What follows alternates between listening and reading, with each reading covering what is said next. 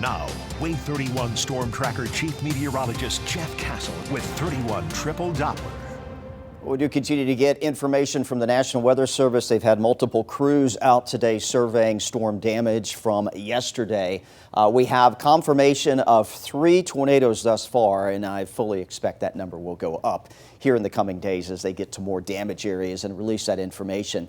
Let's start you in Limestone, Madison County. This was the one that prompted the tornado emergency for the city of Madison as well as Huntsville. This one rated an EF2 tornado, peak winds at 125 miles per hour on a maximum width 380 yards, and it was on the ground a little bit more than 13 miles. I want to take you through the track on this one, and these were some of the areas we were calling out as this storm was moving through. It touched down near I-65 and Huntsville-Brownsbury Road. You know the Buc-ee's is right on this corner here, so it was very close to there, mostly tracking across farmland.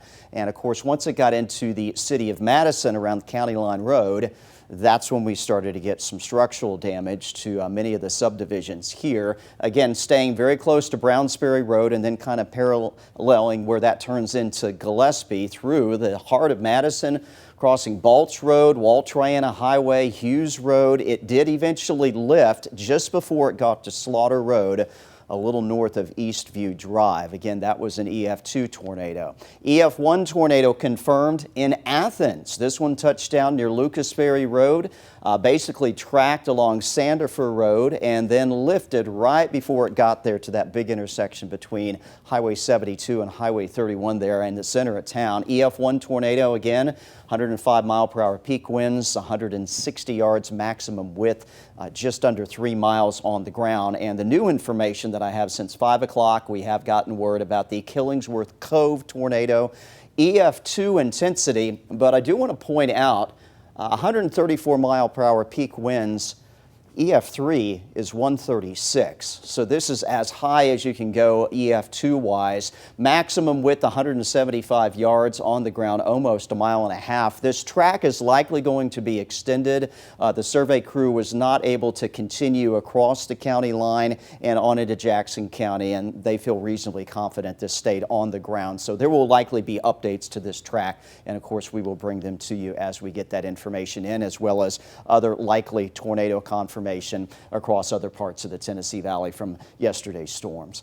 We do have a calmer stretch on the way the rest of the week. There is one little blip late tonight into Thursday morning, a couple showers, not going to be a big deal. Friday will be fine, and then heading into the weekend, here we go. Rain chances unfortunately ramping up heading through that Memorial Day holiday weekend. We are not at this point expecting severe weather chances, and that will include us through the long holiday weekend. If that were to change, I think the only day maybe would be Memorial Day. We may have to add in a low chance for some stronger thunderstorms, but that is not something that is definite at this point in time. But certainly check back with us as we get closer, not just for the rain chances, but to see if there's going to be anything strong that we might have to deal with over the holiday weekend. Right now, all quiet on 31 Triple Doppler. We'll stay that way most of this evening and tonight. Some cloud cover coming in late from the northwest. There's going to be a little disturbance in the atmosphere.